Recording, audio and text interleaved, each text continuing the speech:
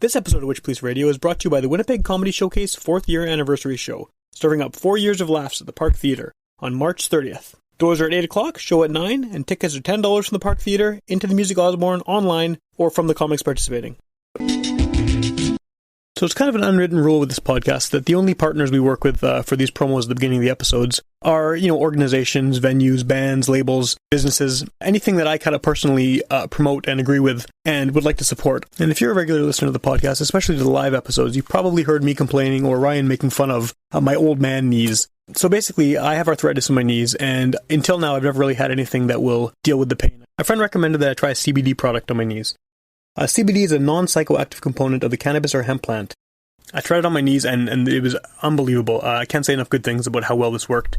As someone who does a lot of walking, especially outdoors in inclement weather in Winnipeg, it's night and day in terms of my ability to just go and do what I want, and without having to deal with any annoying aches and pains in my knees. So I'm very happy to bring on Low Cloud as the newest partner for Witchpolice Radio. Low Cloud Incorporated is Winnipeg's premier legal CBD online retailer. They carry a wide variety of products from CBD oils to vitamins to pain relief to even skincare. They'll ship right to your door, no medical card or green card needed. You just have to be 18 plus. All of their products are derived from industrial hemp, and their products are rated top 3 in the world for purity, sitting at 99.9%. Check out their website lowcloud.ca for testimonials in their blog, for some great educational pieces, as well as their massive variety of products. They ship Canada-wide and also do local private delivery. Please use my code CBDWitch for 15% off your first order. You're listening to Garbage Hill, Winnipeg's first podcast network.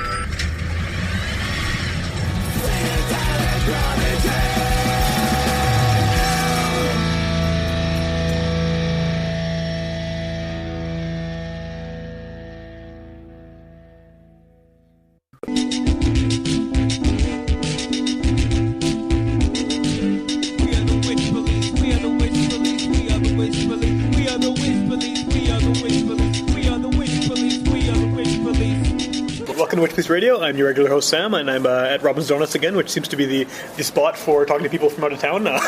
So I'm here with a familiar voice on the show, I guess, if you've been listening for a long time. You were last on maybe 2 years ago, I think? I think it was 2 years, as a member of Boys Club. Yep. And so now you are here as yourself, which you go with the name Sorrier as a stage name. So yeah. I guess maybe just let's start with a bit of background on what has happened since then, because at that point I think you were still living in Winnipeg, right? Yeah. Yes. Well, I was summering in Winnipeg, so I was studying out in Edmonton. Right. I was spending summers here. The plan was to come back. Right, it sounds familiar, yeah. It actually worked out. I had a job for after school lined up. Found out my literal last day of classes of my university career that there's some various hijinks that legally I can't really discuss. Okay, that job evaporated. That sucks. So I ended up becoming kind of like permanently an Edmonton resident, at least for the foreseeable future.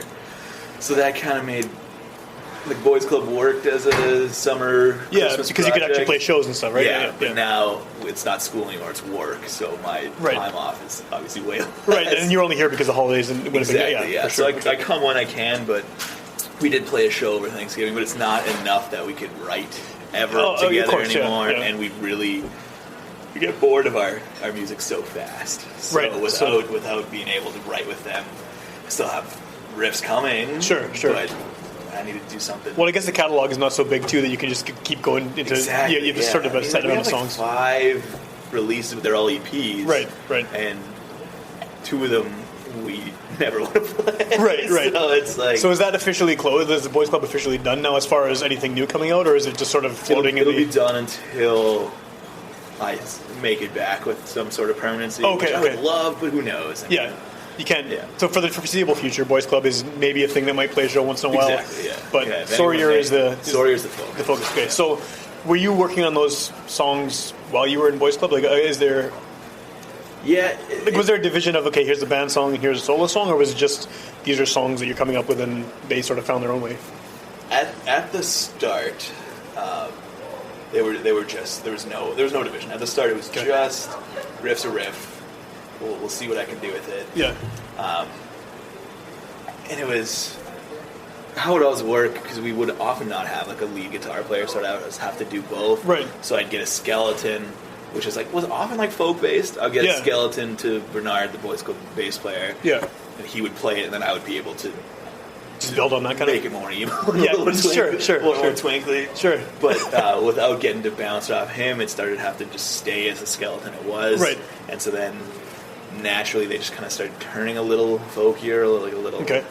Because I listened to the tape. I really like the tape actually. Yeah. It's you were talking shit about your own tape for a while there, so I wasn't sure what to expect, but then I put it in. It's really good. I wouldn't. I don't know if I necessarily even attach the emo tag to it at all. Like it just sounds like a folk record, basically. I know, and I think marketing wise, that's probably something I should get used to saying. Right. But it's just hard. Like I don't know. It's emo as a crush. Right. It's a nice little blanket to hide under. So I guess kind of going back to the songwriting thing though. I mean, if this isn't necessarily emo and the old stuff was, is there something different that you're doing in the songwriting, or is it still just stripped down this? I think the biggest difference is sometimes the songs, the riffs would start when I was messing around with Sebastian. Right. We would, outside of practicing, we would just hang out at the jam space because it was their dad's music room. So yeah, that was really cool. Yeah, we were there last we had to rent or anything, right. So we didn't have set times.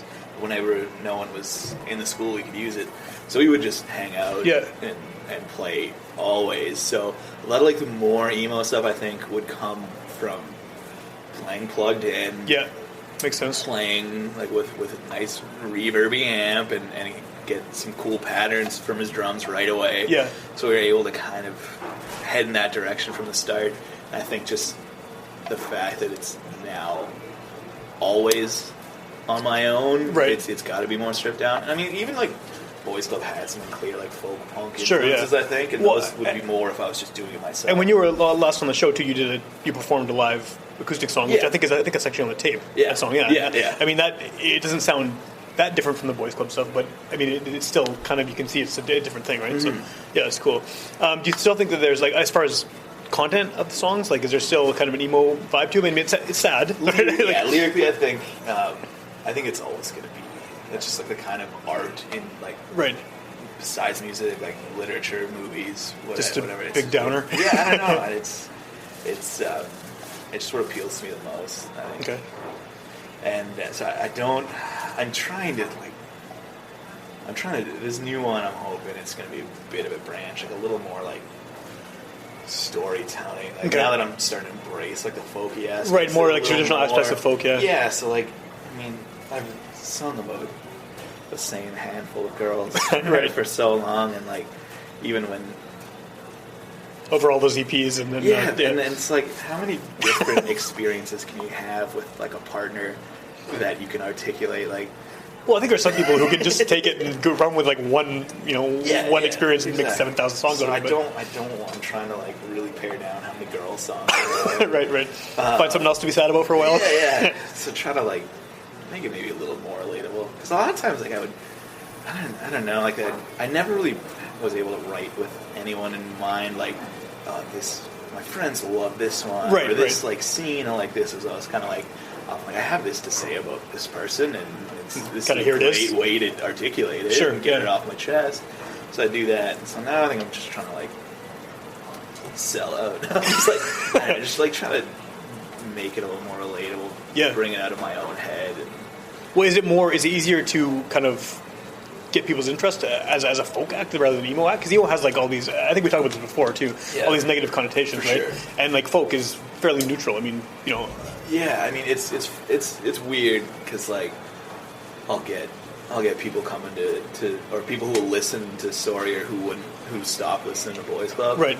And I'll get people really excited, people are out. A bunch of my friends are asking me to come back and play Sorrier shows. Cool. People who I know would never come to Boys Club shows anymore.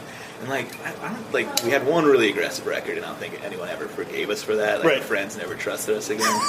And but still sad though, right? Yeah. Aggressive for sad, sure. Yeah. But I just think I don't know. I'm getting older too. It's hard to get It's so depressing. My peers, no one wants to go and hear loud music anymore. You have to be in the mindset, it has to be a special occasion, right, to go see a loud band. Yeah. Exactly. No, I mean, I still love aggressive music. Yeah, sure. But your average listener, I think it's a bit of an ask to come. Yeah, Especially if it's extremely aggressive. I mean, if it's, and even like, I don't think like Boys Club near the end was particularly aggressive, but just like it's still like a punk band at heart. I think like Savvy still hits hard. It's probably going to be a bar show too, or something like that, right? Versus you could play with the acoustic guitar anywhere, right? Yeah.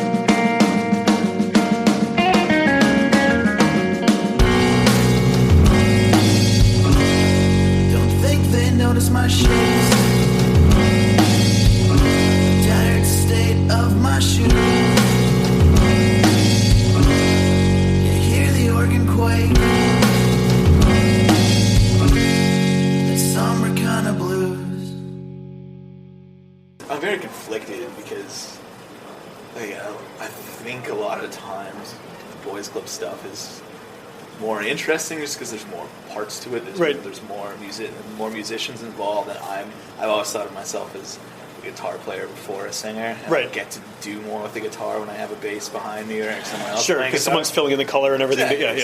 So I have I'll always have a soft spot for Boys Club, and I think Sebastian's the coolest drummer, and Bernard, especially once he got on in med school and became a doctor, not being able to practice, and then just coming up with these riffs on the spot. There's this one record he was in, it was Ginger Ale? Yeah, he was in South America, and we didn't know when he was going to get back, and so he hadn't been jamming the songs in the summer, so I played 1 or 2 songs of bass on the record, and he shows up in town, oh, sweet, and he recorded that weekend, having never really played the songs before, and listen to them back, these are amazing. So, I don't know. That's the kind of guy you want in a band, for right? Sure. For sure. Yeah. We've had a wrecking crew of other guitar players coming in, when Dan comes in and play, he's pretty.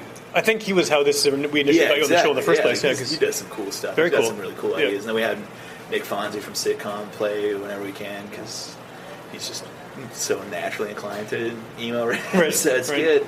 But so I don't know. That was a rambling answer, but no, it's cool. It's cool. It's been easier to get people hyped on Sorrier just because it's a more accessible. Have you been playing more shows? I've never played Sorrier in Winnipeg, to be honest. But in Edmonton, I was playing, but I thought I was coming home, so I never made any efforts to play. Right, to get kind of entrenched in the scene there. I played a basement show. I played we threw a show at the school, which was crazy. And then I'd play with like the only people connections I had were from like Sean, right? Like people through punk.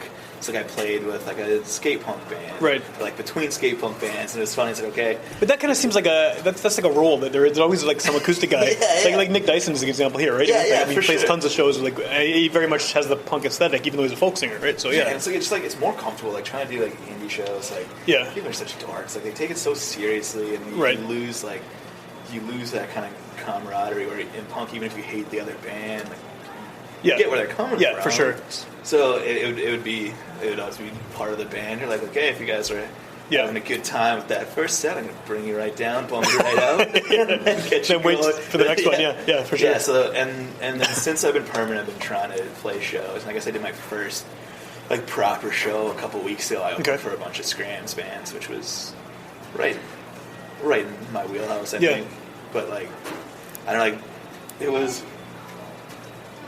Because the school I went to out there was like so much like high school, there's still a pretty big group that hangs out together all the time, so it's fairly easy to get a good draw. So, but they're not punk kids, so they really hated Scram. So the promoters were not really happy with me playing first, and they're taking off. But I don't know, I love Scrams, and I always thought it was kind of like a nice. Like I like the shows going in like an ascending or descending order from like a folky or emo type thing up to Scrams, or like reverse it, have your aggressive band and then first end up with the folky. Yeah. So I thought that was cool, but I think I'm gonna have to start regrettably working my way into indie rock. But you could do even like the coffee house thing, right? I mean, the folk thing is and there's so many different facets of folk too. You could potentially like you said, open for a punk band and then open for like a bluegrass band or something. I mean, exactly. Even though sonically, I think you're more obviously indebted to punk than any of the other folk stuff, but it would work. Like, so I just like trying to book shows out there with indie bands. Like, you know what? For the people who are going to come see me, I'm going to make it so that the whole night's not like as much of an adventure for them. Right. And just like all the responses I get, like, oh no, we're not trying to play too many shows in town this year. Like, we keep the buzz going. Or like, oh, we just rented a couple weeks of studio time to write and stuff. And that's just such a. I mean, it's weird. It's like Canadian prairie indie. Like, how many of you are really going to do anything with it? Like, stop taking it so seriously. Have fun. Like, it's going to be 15 years, and you'll be playing the same venue you've ever played, but because you were so serious about it, what was it worth? Right, all that effort and everything for So we just have some fun with it. I think that's something the punk scene has that other scenes maybe don't too, right? It's like people don't give a shit because they're just a punk band and whatever. It's gonna last like 2 years and then it's done, right? Even the like against me, like the guys are still working. Mm-hmm. And I mean, Laura's not because she's famous, more business savvy and stuff. For sure, he's super. The upper echelon of punk fans are still. It's still like there's this sense that it might end any more point, right? So have you or are you considering adding more instruments to any of these songs? Like, have you thought about kind of fleshing them out more, or is it strictly going to be? So for the next release, I definitely want to. Most of the songs are probably going to be acoustic based, but I want to be able to. I'm gonna like overdubs. Okay, cool. Some electric stuff. Cause I just want to riff a little bit. And I've never really had a record of anything like blues based or folk based soloing. Okay. Which would be nice to do. Yeah, it's different, right? I mean, I love the like very like articulated like focused riffing style of emo, but it'd be fun to go into a record and have no idea what I'm going to play and just like do a couple takes, see which one sounds best. One of them fits, use it. I'd like a little just basic percussion. So hopefully I'm going to do a Jordan Voth, and maybe Sebastian. Just add a little minor percussion. I would eventually one day like to try a full length. Like if you keep doing this, I assume you will because it's you, right? So you can just. I don't expect the riffs to ever stop, so I'm going to do it as long as I can. Right. And I mean, I don't have many expenses because it's just me. And the guitar, So it's like I don't see what could make me stop for the foreseeable future. Sure. But the thing is about doing a full release one day. The only people I'd really want to play on it would be like Sebastian and Bernard. Right, which are and then it's like basically boys club again. Yeah. But I don't know. I think the only difference The only way that would happen right now, and I'm not closing any doors, would be like, okay, send them the riffs, send them everything like on an iPhone file, and then be like, okay, I'm going to be in town for a weekend. We have to record this once. And it's like, because like Boys Club is collaborative, like, right? And Sorrier, well, it naturally isn't because it's you, exactly. Yeah. And the point of it would be, I mean, some of the fun is that like there are some riffs we never got to use. Like me and Sebastian wouldn't agree on everything. Okay. Everything we agreed on, everything we put out, I'm pretty proud of. But like the kind of the point of Sorrier is that, and through no fault of his, like I don't expect him to like everything I want to play. Right. So some of the stuff. Well, because it's not his band anymore. Exactly. Right? Yeah. Some of the stuff is just things that I have to put out. Right. Whether anyone wants to jam on them or not. You know what I mean?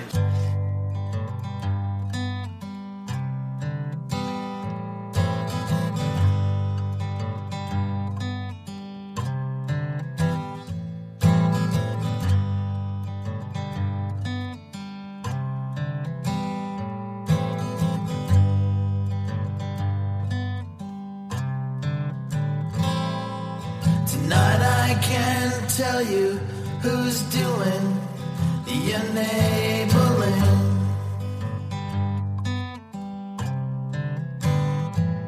I'm so goddamn tired, but sure, I'll play you to sleep.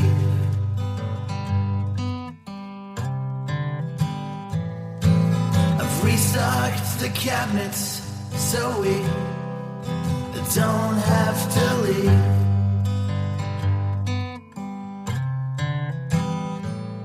You never really break down, so this is such an odd thing to grieve.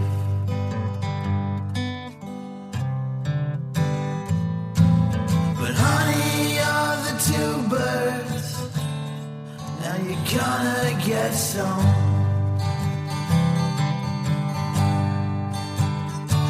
Nowhere to go but up, we can stay down.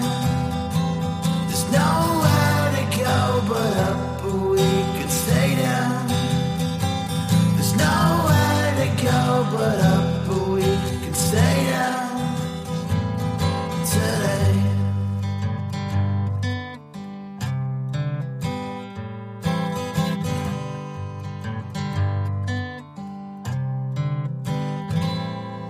Convince you she was lucky to have you.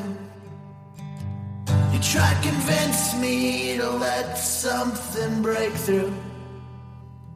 Sometimes nothing fits right except us two. Polish vodka tonight till we obscure the view. But honey, you're the two birds.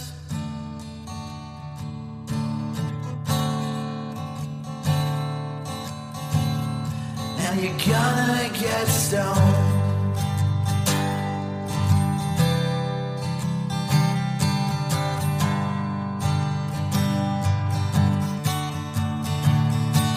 There's nowhere to go but up, or we can stay down. There's nowhere to go but up, or we can stay down.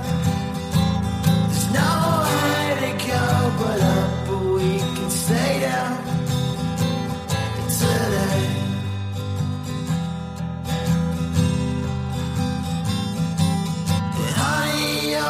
Two birds. Honey, you're the two birds, and I'm gonna get some.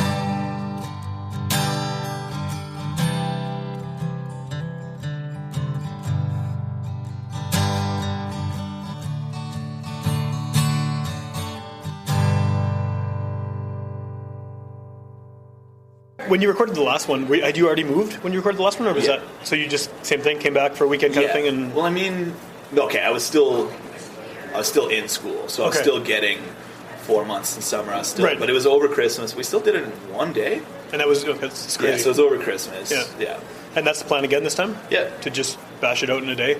Bash out in a day. How many songs? So there's 5 songs that are pretty close. Okay. Haven't finished lyrics, and so we're getting down to the wire. Yeah, I guess so. Yeah. So it's an EP again, I guess, right? And are you doing a tape as well? Hopefully. I think Sean... Okay. We haven't really, I kind of sprung it on him that I was doing another one. Right. But I would really love to play a Winnipeg show. Yeah. So some kind of release, maybe in the spring, would be just if you have a couple days off to get back, or yeah. Exactly. So I'm not sure. I have no plans for the release yet. Right. Basically, just get recording out of the way first because I only have so much time in town. Yeah. And I'm sure I'll finish the lyrics in time. This happened with the last record. Oh yeah. Yeah.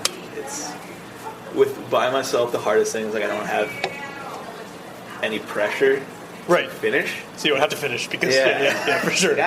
You can procrastinate, right? I'll get to it, but with Boys Club, they would want to start hearing something. Yeah. So I would just stay up late one night, have a computer, a thesaurus. What rhymes with sad? right. Probably have all those mastered by now. Exactly. Yeah. So I would sit down and I would force through it, and I don't think I put out anything lyrically that there's a line here that everyone has a line. Yeah, of course, there, but I don't think there was any song that felt rushed. Okay. And with Sorrier, there's no pressure, so I'm always when it comes to me when I'm on the bus, when it comes to me when I'm walking around, I'll do it. But now I have to have one night where I'm just bang a little quick, yeah. Did you, using Jordan to record with, that definitely is another side of the punk scene, even though this isn't a punk record, right? So, why did you go with him? He's obviously the guy for a lot of punk bands in the city and to use. Had you worked with him before? Did he work on the Boys Club stuff previously? Yeah, he did all but one. The first Boys Club. That makes sense. Record. Yeah. Honestly, I think Sorrier is a lot more. It sounds corny, but I feel a lot more vulnerable doing it. Right. And having a guy that I'm friends with and that I've dealt with since I was 21 is really nice, and I don't feel awkward. And he's hearing all your for sure. Mm-hmm. Yeah, he's heard a lot of different sonic changes. He's supportive too, which helps. It's when you're writing really sad personal stuff. It's nice to have someone. It's just good. Yeah. Okay. Sure. Yeah. I'm gonna. Have a little more confidence doing it, and it just helps. This is gonna sound like he's just a matter of convenience, but I could text him and I'll be like, it's just me. Yeah. Carve out a day, and he'll be like, all right, here's all these days at work. What works for you? That's awesome. Yeah. Well, because he's really busy too, right? So he is. So it's I don't have to. You don't have the pretenses of trying to book a new guy and feeling each other out. It's just text him up and he's edited a couple record covers and stuff for me. Yeah, I think I saw that in the credits of the last one. Yeah. I can't even remember which ones, but he's done. He's helped out and we've played with Bleed American and it's the kind of I don't really leaving the pocket of any him, Sean K. Project, Sitcom, those guys. Kind of this incestuous little circle. Exactly. We try to play most of our shows with one of those groups. Do all our records. Nick's played or sang on a bunch of records and stuff, and we try to. I don't know. It's comfortable. Is it how different? Obviously, the vulnerability of it and the awkwardness of just being you in front of a guy, recording you. But how different is it to record solo than it is to record the band? It must be a weird experience almost compared to having everyone there with you, right? Yeah, it's. And just thinking of the actual technique, I guess, of recording. He's got vocals and guitar. That's it to deal with, right? So it's obviously very different than trying to mix all these different instruments and stuff. The cool part is that you can try more the day of. I can just have an idea and run with it. Right, because you're not setting up a drum set and everything. And I could figure a little bit out. The worst part is that with a drummer who has to do your click track, but he's got to get his drums down first. You have to have the structure completely figured out. Right, because you can't change it after he's recorded. Which is nice because then you know what you're doing. Yeah, for sure. On the Sorrier one, I came in with 2 songs. I'm not sure if I'm going to need that third verse. I'm not sure I'm going to throw that bridge. I did that spoken word song, which was I have no idea how this is going to work. Right. I tried to map it out at home so that it like lyrically, and I guess not lyrically because it's not. I'm not saying like structurally, like kind of structurally that it all made sense, and it didn't work the way I had planned it, but it worked better. So that's kind of cool. I guess, It's a little spooky. Not exactly, but that's more on me, which I'm allowed to do because it's solo. Yeah. But yeah, I think in terms of like the actual recording process, I mean, Boys Club has always worked as a late night band. I think I said on the last podcast because we're all in school. Yep. And so recording is not a late night process for Jordan. Right. So it's a job for him. Wasn't that collaborative in the actual process. I mean, we would try to get there for each other's things if we could, but often it's just like, all right, good luck. See how it sounds, and we'll play to it. So this is more you're working directly with him, and it's it's like a teamwork almost. So I see it all the way through with this one because there's no one.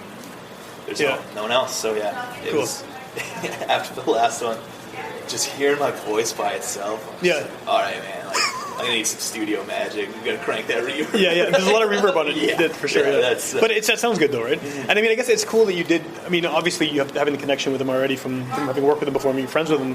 That helps, of course. But I mean, a lot of people who are doing just something that's just guitar and vocals, it's not that uncommon for someone to just get a little recorder and just go, right? I mean, especially in the days of throwing shit up on Bandcamp. Yeah. Like it kind of makes it stand out almost because it's obviously produced. Like it's I think it's just a matter of like.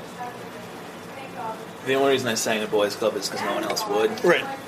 And then I got kind of hooked on it. Right. So I was like, okay, I like being a front man, or I like being, like, I like having something to say. Still don't like singing. Right. So I don't, like, I still think it sounds dreadful. Like, even the songs that people like vocally the most, I'm just cringing. Like, it's so uncomfortable. So I've tried... like just a little recording. Like, I don't. It's got to be proper. Right. So I think he helps. I do think I'm feeling a little better vocally for this one, and because I've done it once before. Yeah. You could just like with the full band, you could just sing it a couple times as long as you're on key. Yeah. Then the actual like the timbre, the quality of your voice doesn't really matter that much. No, because everyone else is covering up. Right? Yeah. But by yourself, it's like okay, being hitting the right note's not enough. You got to make it sound. Yeah. Well, that's that's the thing with any instrument, any band. Really, I mean, if the bigger the band is, the easier it is to fuck up because it doesn't matter, right? Especially live, it's going to get mixed in with everything else, and like no one's going to know who did it. Yeah. But if you're solo, it's very different. It's so intuitive, but I never really considered it. Yeah. So listen, and I was like. I really like the guitar tones on the Sorrier. The first Sorrier. And I was like, God, this sounds awesome. I can't wait to hear how it sounds. And the first track, he sent me the vocals for the first mix. I was honestly like, I don't think I could put this out. Oh, really? Even like after he worked some studio magic, like I thought I was gonna scrap it, and then just sort of discomfort over the vocals, like I thought it was horrible. And then my roommate was just like, no, you gotta put this out. I really like it, and I guess I owe her a lot. For sure, yeah. But,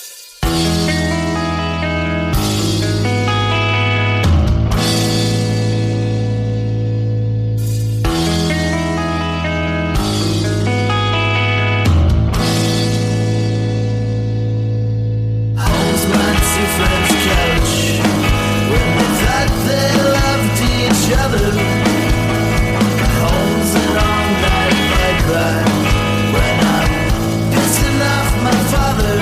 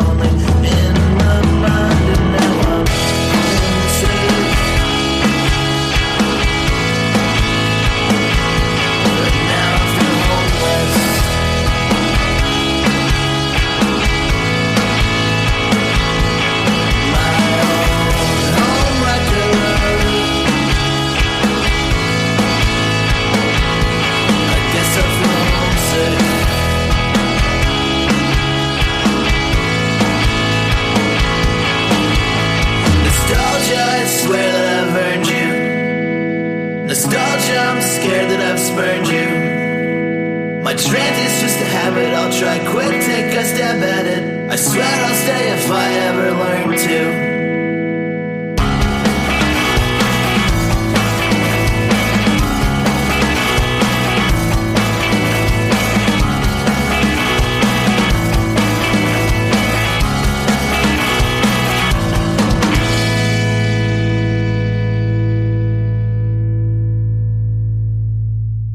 Well, I think that almost, like, the type of music you're doing, like, it's, you know, again, the vulnerability, the kind of personal songwriting, having almost an awkwardness about singing works for it. Like, it fits because it's kind of like you're talking about personal stuff, and it's an uncomfortable thing to talk about. So if you're singing a little bit uncomfortably, like, it comes through, right? And it kind of adds to maybe the effect of the song because of that. So I think it works. Yeah, because, like, there's no persona. Right. Yes. To it. Yeah. Like, and you're not like folk guy. Those kind of acts really, like, freak me out. Where it's like, you see them on stage, you see them in interviews, a certain thing, and then if you meet them, you have to, like, watch them, like, work up into the guy rather than just being himself. Exactly. I think with me, it was always, like, one of the appeals is that it's... Well, it comes across as genuine, right? Yeah, I don't know how to do anything different. Right, so there's nothing fake about it. It's the best I can do, and I hope you like it. There's, like... It's hard. This is ironic. It's hard to earnestly describe your approach as earnest, but right, but it is. I think like that's the only way I know how to do it. Yeah. So well, that's kind of actually it's funny that you say it like that because emo. I think one of the digs that emo often gets is the fake earnestness. Right. A lot of people kind of shit on it because it's like it's supposed to be this big personal, emotional thing, and a lot of it sounds very like a put on almost, right? Yeah. And obviously the best emo bands, are the ones that it's natural and it comes through. But a lot of the criticism, I think, is that it's fake. That's like I mean, even the bands that most emo people would consider emo, like I never had any time for Brand New or Taking Back Sunday because I was like, it seemed less cheesy than your Fall Out Boys, but it still seemed like it was a betrayal. There's a put on, right? There's some element of like showmanship about it. Like in terms of like the ones who really broke out, I thought Jimmy Eat World should have been like. I don't want to hear about the Taking Back Sunday Brand New feud anymore. Right. Like this Jimmy Eat World record, as recent as 2012, is really good. Oh yeah. Like try it out. But there's really. It's such a frustrating genre to be a fan of because there's so much that I just hate, and it's so polarizing even for like the real passionate fans because it's like there's. Well, it means different things for people too, right? So. And you could like smell it from a mile away that insincerity is so. Which sucks for a genre that's supposed to be sincere. Like it's the clashing, right? Exactly. So was there anyone that kind of influenced the acoustic side of things? Like, I mean, is there anyone you're listening to who had a heavy acoustic element, or that just even folk singers in general that kind of fit with? I think, so my favorite band from when I was like 13 was Against Me, and I was such a nerd about music that I would only listen chronologically. Okay. So I got into I first heard the Crime EP. Pardon me. And then from there, like I listened to their old, like horrible cassette demos tapes. and stuff. Yeah. And then like Crime of the acoustic EP. So when they were young, they were basically a folk punk band. Right. So that's how I kind of got into it. And for the past, I don't know, I still have a special place in my heart. But I think the records kind of hit a wall. Right. I did like New Wave. I really didn't like. I didn't. And that was kind of their big breakout one too, right? Like White Cross was okay. And then I thought they went back in the right direction with Transgender Dysphoria Blues, but then the most recent record, Shape Shifted Me, that's the first record I didn't buy. Oh, really? Against Me. And it's like, it was such like this weird aging moment. Yeah. I don't like this anymore. Yeah. That happens though. That totally happens, especially when bands have been around for that long. Like, there's a point where it's just like, I still saw this tour, great tour, like as good of a punk band live as you'll see still. But over the last 7 or 8 years, AJJ, they're now called. Right. They'll always be Jihad. Right, yeah. Oh, they changed the name. Yeah. The Jihad thing? Like, they realized, I mean, when they started, like, they're very weird punks from Arizona who really liked freaking out old Republican Arizona racists. Right. And then they realized, as time went on, they're offending the wrong group of people. They weren't offending the racists, they were offending the victims of racism. Yeah. So they're like immediately like I can't remember what they got a letter or something, and it just like clicked. Okay, yeah, it's not good. Big mistake. They also admit like didn't ever think the band would work, so it's kind of a joke name anyways. I think it happens to a lot of people too. They come up with a shitty name and then it's like, oh wait, we're stuck with this. This is They've been my favorite for a long time now, and I just listen to this one probably every day. I actually just saw them on the 10-year anniversary tour for People Who Can Eat People in Austin a couple weeks ago, which is crazy. So I know you're here in Winnipeg where it's like minus 40 this weekend.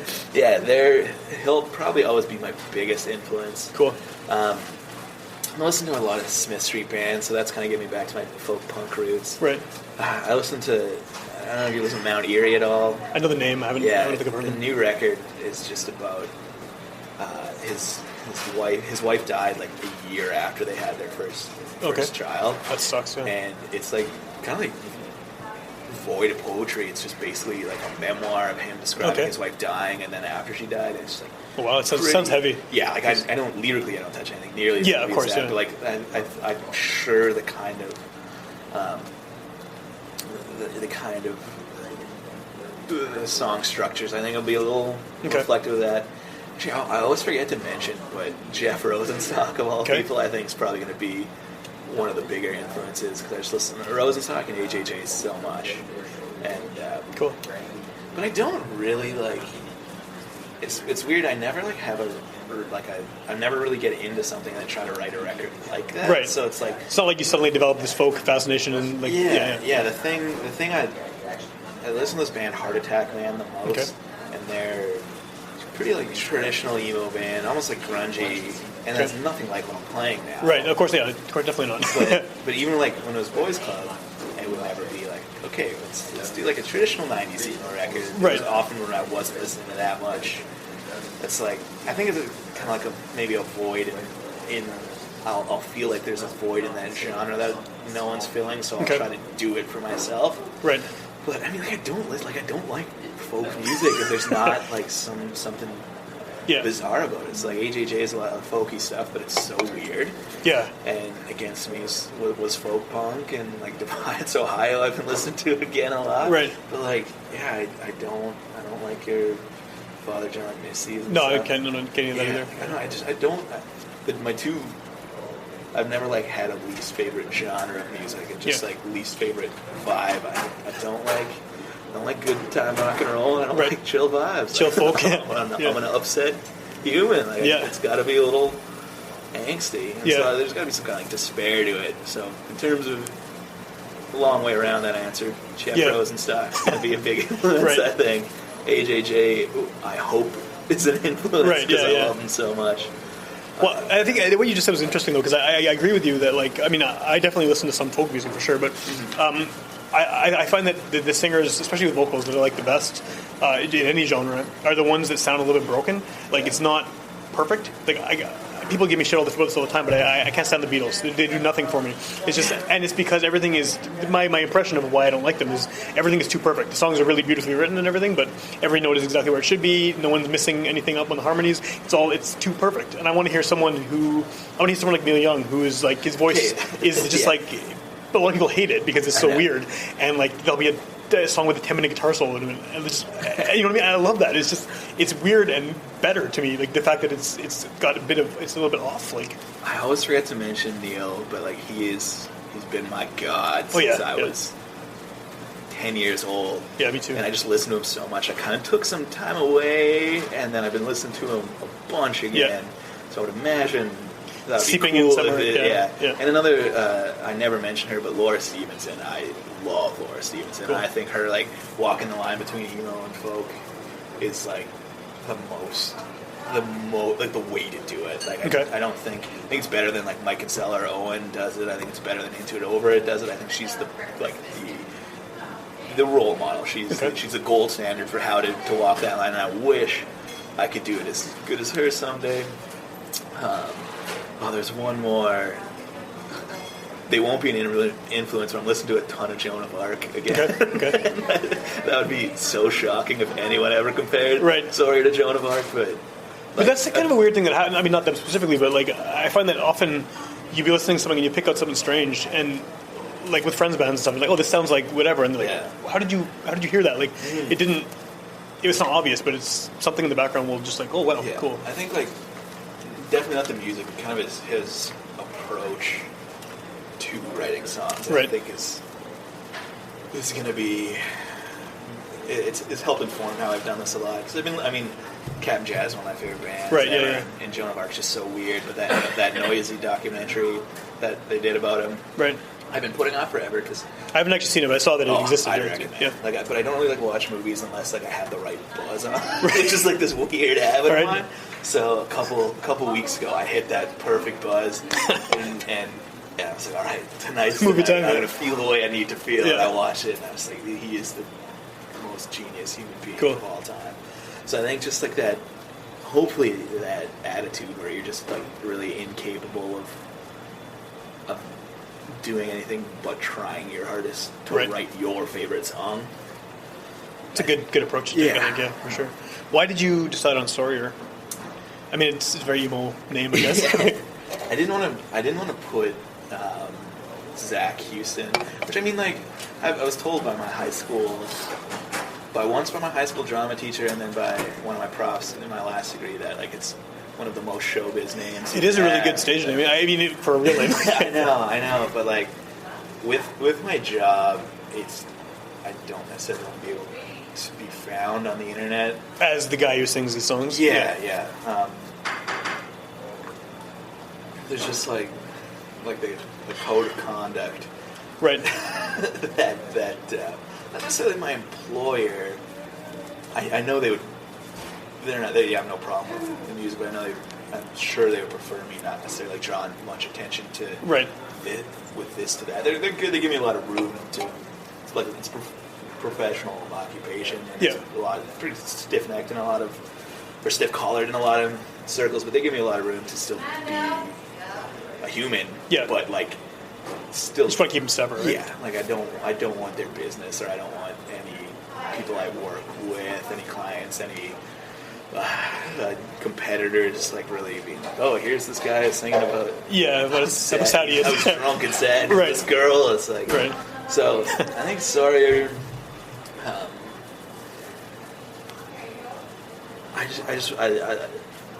I wanted. I don't even know what the inspiration was for it. There was a period where I liked the one-word hardcore names. I liked First. I liked Great. I liked Defeater. Yeah. Thought it was kind of cool. But that was in that one font, right? The same hardcore font. Exactly, yeah. And it needed a couple syllables because, Great it's a cool name. First is a cool name, but then people were just oh, Thumbtack. Or right. People were just just a random object, yeah. So I was never been a big hardcore kid, so it's odd that I took that inspiration. And I just think so much of the music comes from a place of the self-loathing. I think one of the things that really turned me off of bands like Brand New and stuff was how they demonize these women and stuff, and how everyone was I'm just a poor, misunderstood kid that's really good that everyone doesn't get. There's something wrong with everyone else, and I hope that it's kind of narcissistic, eh? I hope our approach to music was a little more obviously I was upset with certain people, but it was I don't think I tried to demonize anyone. I think I tried to keep my role be honest about it, right? And a lot of it's just a lot of it's writing about decisions that I've made and things like that. So I think I like the self-loathing approach to music, and so I thought I wanted to come from a place of guilt, apology, and Sorrier. So Sorrier works. And it's an actual word. Yeah, it's a real word. Yeah. So, but it's rarely used. Right. You never really hear anyone say I'm sorry, or no, it's never written, and it's true. Yeah. It's kind of obscure, so I like that. Funnily enough, though, so many people thought it's Sorrier. Is it pronounced Sorrier? You're French, yeah. No, Sorrier. Yeah. So that's kind of I think it's descriptive of what it sounds like too. I mean, people could see that and be I wonder what this is, and they probably wouldn't be too far off with it, But if it's Boys Club was named after a Ween song. Right, so right. Thought, and Boys Club didn't really sound like Ween at all. No. So, so it's let's try. Yeah. Let's try and make it a little more thematic. Yeah, a little more on point. Yeah. Cool. Do you have an idea when the new release is going to come out? Do you have a target for when you're going to put it out? No target. No, just whenever. No, I think I would like to play a show with the release. So right, like the official release party kind of deal. Yeah, and I always plan trips home just around things I want to do, and then try to fit music into it. Right. But I think I might try to plan a day. Cool. Because it's harder to find a venue that works with your trip. It's easier to make your trip work with a venue. Yeah, absolutely. Plan it way ahead. And yeah. So I would imagine springtime, maybe something like March. Cool. I don't know. I'm gonna want to, once it's recorded, I'm gonna want to put it out January 1st probably. Right.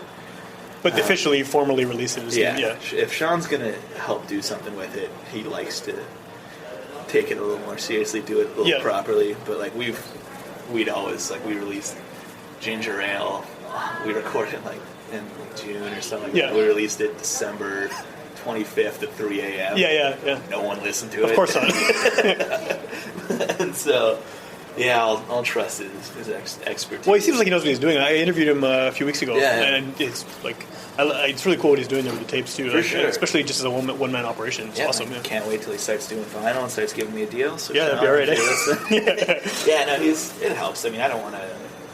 Well, it's like the same thing you're saying about having Jordan kind of, in your back pocket, right? It's a guy who does a really good job with what he does, and you can just contact him, and same thing with Sean, I'm assuming. Yeah, I think me and Sebastian and I's approach has always kind of been,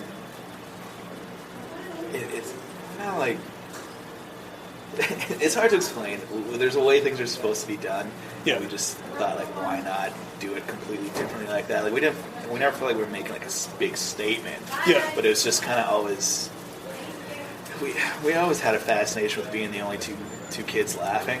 Right. So if we put her on this dumb time, it's funny to you. It's funny to us. If we make these jokes at the show with these bands who would actually be good to play with going forward. Yeah. No one else is going to get it, but we're going to think You'll think it's so funny. fun. Yeah. We're playing at a nightclub in the Maples, open for a dad rock band, and playing Chop Suey. Yeah. Everyone's going to hate it. Yeah. It's going to be so funny. Did you actually do that? Yeah. That's awesome. Yeah. That was the punkest and loneliest I've ever felt. Bet, yeah. Well, that sort of goes back to what you were saying earlier about the whole taking it serious thing, right? Yeah. I mean, there's some bands who would never do that, or would never release the thing, because they're all worried about marketing and the business side of things, whereas you're just doing it to do it. Yeah. I think we would have loved Boys Club to take off and to have not of course, had to go to work anymore. Yeah. But how much work am I going to put into this? I got into law school. Yeah. Bernard's in med school. It's our fallbacks are going to be fine. Probably more successful than that. How can we justify going on tour this summer when we've got tuition coming up? Yeah, of course, yeah. And things like that. So we, from a pretty early age, we wanted people to listen to it, we wanted people to like it, but we knew we could probably never make it work. Yeah. So then it said, why not just be well, then you can just do it, right? I think a lot of people almost make the mistake of starting off thinking, I mean, it's not a bad thing. Oh, we're going to be huge. It's a good attitude to have, I guess, that motivated. But most people don't become huge. 99% of bands don't make it, right? So it's it's better to, I think, go approach it if you know you have other things going on that are going to take time away from it, just be look, this is a fun thing, we're just going to do it, here it is. 3 a.m. in December 25th. We used to really frustrate Jordan because he... Well, I mean, he's a professional at what he does, right? He really wanted us to do well. Yeah. And at least to our face, seems to really like the songs. And he'd always... No, I had him on. I think he says some nice things for you guys. He'd always be texting me. He'd be like, you guys are playing these shows, you got to do this to your website. You got to do all this stuff. And we're just kind of I don't know. That's not really our vibe. We just got to... Because, I mean, it's not like we were getting off of Coke commercials. We're no, we got to stay true to our personal politics. Right. But there's just... we never wanted to take a staged band photo, which you need to do. We never wanted to have our Facebook post just be so stoked to play with. And tag everybody. We always wanted it to be kind of a joke. Well, that's a huge part of it now too. For people who are trying to succeed with a band, they have to be doing social media. They got to do the business side of things. Most people are self-releasing stuff, so they got to handle all that shit. It's crazy. It's totally different than it was even 15 years ago. I'm not against that. I don't think people are phony or nerds for doing No, they're just trying to get the word out, right? There's just we we just didn't think there was going to be much of a gap between what we could do with music and what they could do with music, whether we did it the way we wanted or not. So, yeah, I'll defer to Sean. Right. In terms of release. Right. Okay. Yeah. He'll have to. He'll have to let me know when it's happening. Yeah. Yeah. I surprised him with. I think it was the new Boys Club because he had the tapes ready. Yeah. And he was going to do a CD release show or an EP release show. Yeah. And the day I signed my contract for my new job, knew I wasn't coming back to Winnipeg. I was just like, all right, it's going to be on D-Day. It's like June 6th. Take it. And he texts me like, sick marketing. Yeah. Great plan. Yeah. Sorry, man. Yeah. But at least it's out there, right? I mean, it's out there. People can hear it. Yeah. So, speaking of not wanting to do social media and all that stuff, if people are hearing you for the first time on this show, how do they find you? What do they? Bandcamp would be the best way. Okay. Just look up. Sorry, I don't remember what it is. I'll link to it on the thing. Yeah. Bandcamp. I got a Facebook page. Doesn't sound like you use it a whole bunch. Yeah, I mean, like when I'm playing a show, of course. I'll talk about it. When there's a new record coming out, I'll talk about it. But you're not doing like the daily updates just to update, right? I'll do something every once in a while. And I'm just like, I haven't been active. And Facebook's very good at reminding you. It doesn't stop reminding you. 123 likes on Sorrier. Yeah. And it also sucks that I have like hundreds less likes than on Boys Club. Yeah. I'm very proud of how high we got. Right. It's like, oh yeah, all your fans haven't heard from you in a while. Yeah. So I'll just like say something. I'm still alive. Yeah, but like you can't see it because then like the algorithm and all that too. Sucks. Yeah. When like we were a band before the algorithm, and that was a blast. Yeah, it was good. Yeah. Back in the good old days, right? Yeah. 7 likes, 8 likes, kill it. Yeah. But I don't know. We won. We got the Facebook dollars for hitting a certain amount of engagement, which we never used. We considered like free advertising dollars. Yeah, we considered using it once. And then we played with Meatwave, and we went for drinks with them, and they're like, on principle, we would never use it. Oh, yeah. Meatwave's so rad, so I'm not going to do it. Right. I wouldn't want to let those guys down. They used to jam in Billy Corgan's garage. Right, so their word is above Facebook. By the way, if you haven't listened, I haven't. No, I'm going to look it up. From 2017, Incessant, it's called. Cool. Yeah, it's rad. Cool, check it out. Okay, so people should check out the obviously Bandcamp to get the music. I mean, there's the first tape, and by the time this comes out, the second one will probably be up there. It'll be free. And pay what you want, pay $0. Most people do. Cool. My friend Bane pays $6.66 for most of the stuff, which is always a treat. Yeah, it's good to see show that show up on your email. Yeah, nice. And then, do you have anything coming up show-wise? Like, I mean, I know you want to do a release show at some point in the spring, maybe, but like here or at your new home, I guess. Like, nothing on the horizon, which is horrifying. Well, but we'll work. It's a new year, right? It's about 2018. You can figure that out later. Yeah. I just played something December 8th.